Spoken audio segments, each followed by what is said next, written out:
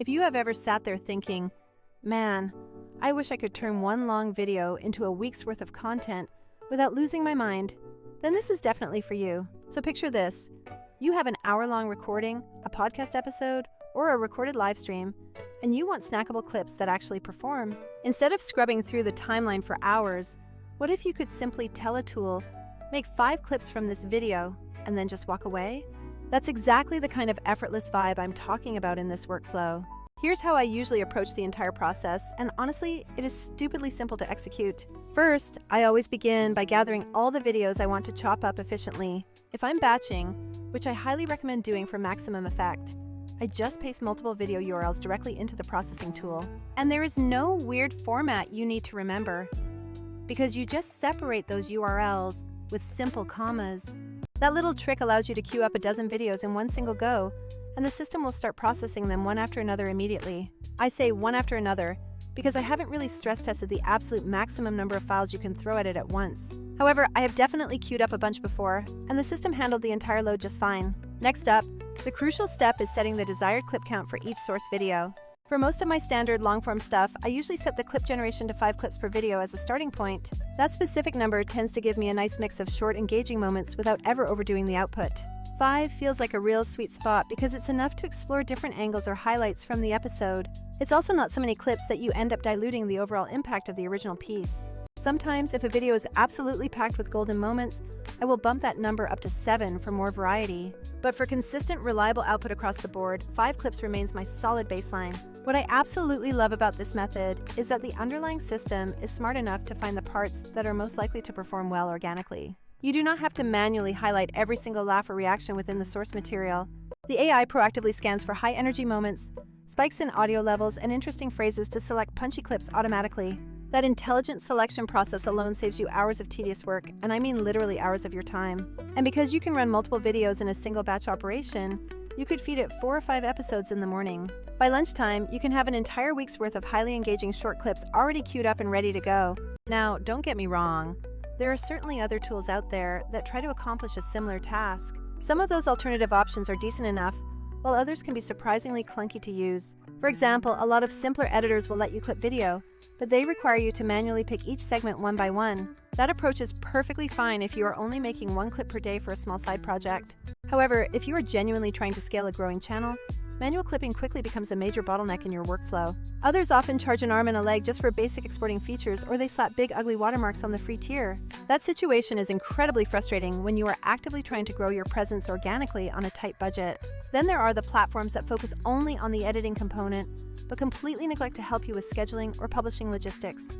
This means you still have to manage a separate, dedicated content calendar tool on top of everything else. That is precisely where an all-in-one workflow truly changes the entire game for content creation. Imagine this scenario. You paste in a list of URLs separated by commas, tell the tool to make 5 clips per video, and it spits out ready-to-post short videos. Then you simply set the posting frequency, like every Monday, Wednesday, and Friday, and the system automatically schedules them for you. This completely eliminates manual uploads to each individual social platform, bypassing the need for a separate scheduler entirely. It's that kind of frictionless loop that finally lets creators focus on making content, not wrestling with tedious posting logistics. Here's a quick pro tip for when you are batching your work for the week ahead. Give a little bit of structure to the video list by putting your highest priority videos at the very top of the queue. Alternatively, you can group similar themes together, such as all the marketing episodes in one batch and the interview clips in another. Doing this ensures that the auto-generated clips have thematic coherence, allowing you to plan posts that feel like they belong to the same series. Also, please do not sleep on the functionality of the integrated content calendar feature. It is much more than just a pretty calendar view for your posts. It's the central place where you can tweak specific posting times, swap clips between open slots, and update captions or thumbnails before they actually go live. So, if the AI creates a clip that is fundamentally great, but the title could be stronger, you can easily edit it right there in the calendar. That small, 5-minute investment of tweaking captions and thumbnails for the top few clips can significantly bump your click-through rate. Personally, I skim the auto-generated clips and spend maybe 5 minutes refining the captions and thumbnails for the top 2 or 3 per batch. That tiny investment yields way more engagement than you might initially expect. And when we are comparing this to other options, let's be completely honest. You have probably tried tools that either cost too much or simply do too little for the price. Some competitors might have stellar editing engines, but they offer absolutely no native scheduling capabilities. Others advertise powerful auto-editing, yet they only pull out generic segments that end up feeling strangely robotic to the viewer. Then there are the expensive platforms that are specifically aimed at enterprise teams, making them totally out of reach for solo creators on a budget. The true sweet spot is finding a platform that deeply understands the entire creator workflow: batching, smart clip selection, easy scheduling, and a usable calendar. What I always tell people is this: do not judge a tool based on one single isolated feature. If an editor finds clips, but then you still need 5 other external tools to post them across all platforms, that is not saving you time. It is just shifting the work around. Conversely, if a tool has a killer scheduler but the clips it generates are consistently boring, you will end up posting mediocre content automatically, which ultimately helps no one. The actual goal is achieving a balanced stack that offers strong clip discovery, decent customization, and completely hands-off publishing. One very important thing I want to call out is that automation is never completely infallible in every scenario. The AI will be great at finding those high-energy spikes and attention-grabbing moments reliably. However, it sometimes misses subtle context that is necessary for a clip to truly land perfectly with the audience. That is precisely where a quick, intelligent human pass becomes absolutely necessary to ensure quality. I usually glance through the 5 clips per video and pick the best 2 or 3 to publish immediately for maximum impact. I will then edit 1 or 2 more for clarity if needed, and archive the rest for potential use later in the month. This approach allows you to maintain high-quality control while still reaping the massive time savings from the initial automation. Here's another practical tip, which is more about workflow than the specific technology itself. Try to keep a short, curated list of go-to captions, and your preferred thumbnail styles saved somewhere accessible. When you are running large batches, having a template caption that you can slightly tweak saves time and keeps your overall brand messaging highly consistent. Also, always experiment with your target clip length, depending on where you are posting the final content. Shorter clips, usually in the 10 to 20 second range, can absolutely kill it on platforms like TikTok and Instagram Reels. Slightly longer clips, perhaps closer to 30 seconds, sometimes perform better on YouTube Shorts, depending heavily on the hook you use. Okay, so what about the practical limits that I mentioned earlier in the process?